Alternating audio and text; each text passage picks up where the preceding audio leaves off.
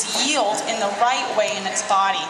We don't just want them to fling around. We don't just want them to react to the aids. We want them to respond. So keep turning until we get around to where one side can see you. Stop. Stop. What we want to see when she puts her leg on Sachi is that Sachi releases through her rib cage, increasing the suppleness of the midsection of her body and crossing that inside hind across her body at this point, right? When we think about a turn on the forehand, we're actually thinking about two separate concepts. The increasing the lateral suppleness, meaning the left-right suppleness, and eventually translating that to longitudinal engagement, meaning that the inside and later both hind legs step more on the rib cage, making it a more even bend from nose to tail. Kelsy, I want you to do it badly. Pull on your inside rein, let her fall out that shoulder. Even more, let go of that right rein. Okay, now we see that we have a different yield here, and in my opinion, that's not a good yield, because instead of bending through her body and stepping across, she's just running out that outside shoulder, and that's not what we want. I like to think of it as a good balanced horse that's using its body effectively is kind of like a train on tracks, right? If any part of the horse's body is jumping the track, it's no longer able to use the energy of the hind legs to carry or push the forehand. Does that make sense? That we improve the inside leg to outside rein connection, right?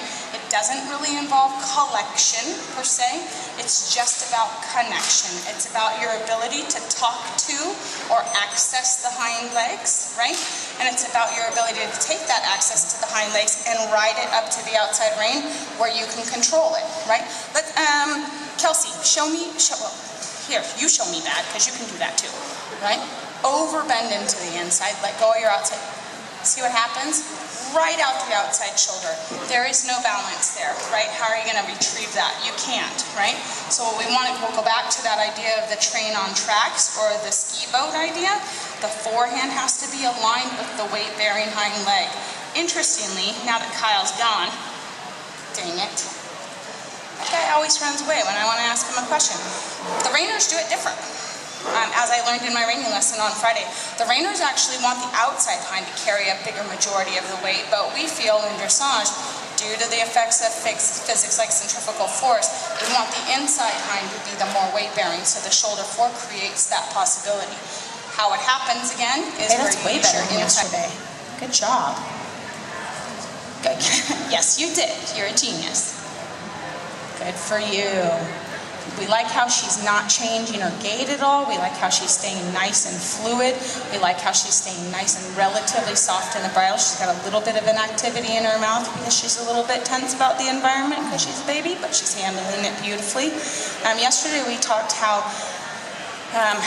for me, the transitions and the changes of bend and direction are what I call the footprints in the sand moment. Those are the moments that they need you the most, right? That's when they need the most support from the rider to feel confident about where they're going and how they're doing it. So what Kelsey's doing is she's using a really systematic way to let Sachi know that we're going to be doing this change of bend and direction. And here's how I like to do it. As she's coming into that last quarter of her circle before she changes the bend, she's giving a little tiny tickle on the inside rein, a little tiny tickle on the inside leg, making sure she's supple to both of those aids, and then a nice friendly half halt on the outside rein to rebalance her back for that crucial moment where she shifts the flow of 1,200 pounds from right to left, where she shifts her shape from left C shape to right C shape.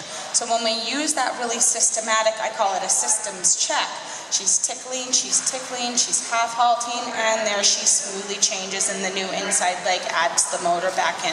Nice job, good for you. Hey,